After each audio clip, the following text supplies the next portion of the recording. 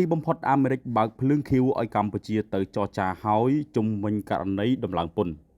រាជធានីភ្នំពេញបន្ទាប់ពីបានដាក់នៅសំណើទៅកាន់លោកដូណាល់ត្រាំប្រធានាធិបតីសហរដ្ឋអាមេរិកសូមចរចារឿងដំឡើងពន្ធពេលនេះកម្ពុជាទទួលបានការបើកភ្លើងឃីវពីសហរដ្ឋអាមេរិកហើយកម្ពុជាបានត្រៀមជួបចរចាក្នុងពេលដ៏ឆាប់ៗខាងមុខនេះក្រសួងពាណិជ្ជកម្មតាមរយៈសេចក្តីប្រកាសព័ត៌មានចុះថ្ងៃទី10 ខែមេសាឆ្នាំ2025បានឲ្យដឹងថារាជរដ្ឋាភិបាលកម្ពុជាទទួលបានចម្លើយជាវិជ្ជមាន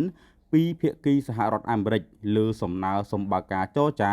ស្វែងរកដំណោះស្រាយរួមបន្ទាប់ពីប្រមុខរដ្ឋាភិបាលកម្ពុជា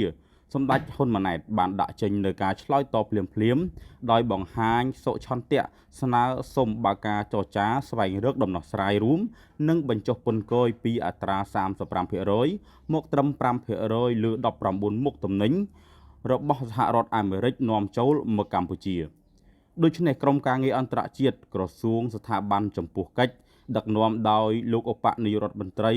ស៊ុនច័ន្ទថុលអនុប្រធានទី1នៃក្រុមប្រឹក្សាអភិវឌ្ឍកម្ពុជានិងភាគីសហរដ្ឋអាមេរិកនឹងបើកការចរចាគ្នានាពេលឆាប់ៗខាងមុខនេះហើយសូមជម្រាបជូនថាយោងតាមការចុះផ្សាយរបស់សេតវិមាននៅថ្ងៃទី10 មេសាលោកប្រធានាធិបតីដូណាល់ត្រាំបានប្រកាសបញ្ចុះអត្រាពន្ធមកត្រឹម 10% ប៉ុណ្ណោះក្នុងរយៈពេល90ថ្ងៃសម្រាប់ប្រទេសទាំងអស់ដែលបានស្នើសុំចរចាស្វែងរកដំណោះស្រាយជាមួយសហរដ្ឋអាមេរិកក្នុងនោះក៏មានប្រទេសកម្ពុជាផងដែរដូច្នេះពេលនេះអត្រាពន្ធគយ 49% សម្រាប់កម្ពុជានឹងអនុវត្តមកត្រឹមអត្រា 10% ប៉ុណ្ណោះគួរដឹងថាលើកលែងតែប្រទេសចិនមួយប៉ុណ្ណោះដែលអាមេរិកមិនព្រមទម្លាក់ពន្ធឲ្យតែបែរជាដំឡើងពន្ធថែមទៀតរហូតទៅដល់ 125%